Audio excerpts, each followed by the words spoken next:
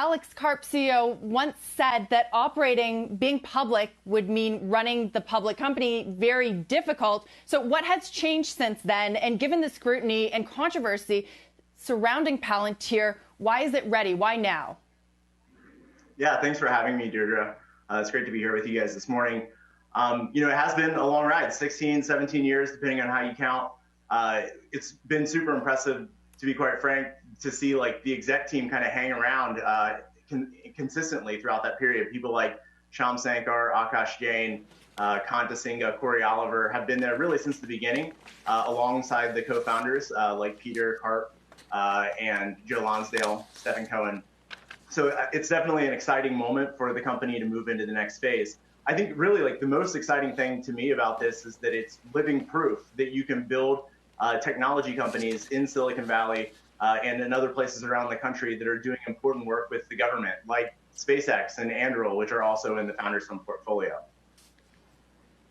Right, but there are noticeably not all that many. I know that a lot of them are concentrated in Founders Fund. You just named two. A lot of the big tech companies, though, have been hesitant to work with the government. Google comes to mind for, what they quote as ethical reasons. So what are the stakes for this IPO in terms of that relationship between startups focused on defense and working with the government? How badly does Palantir need a successful debut for the future of how tech companies work with the government?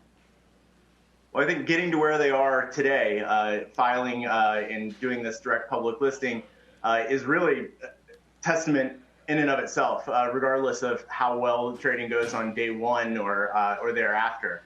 I think the confusion that exists in Silicon Valley around working with the government is really a vocal minority. The vast majority of engineers here, people that are working even for these big tech companies, have expressed that they would be interested in working on national security.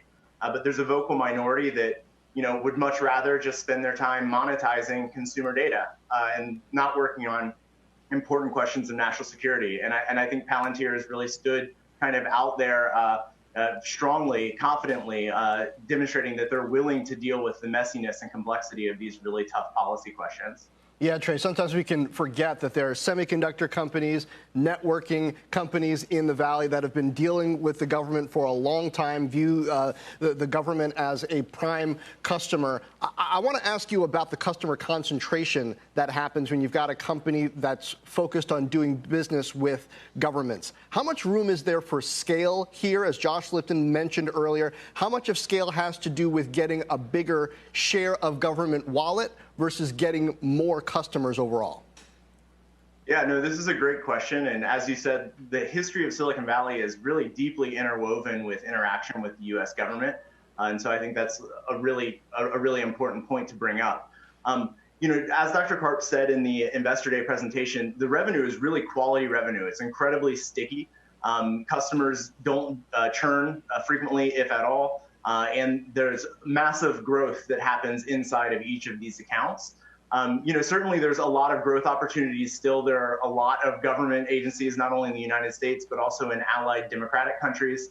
Palantir has kind of scraped a chunk of those, but there's still a lot of growth to be had.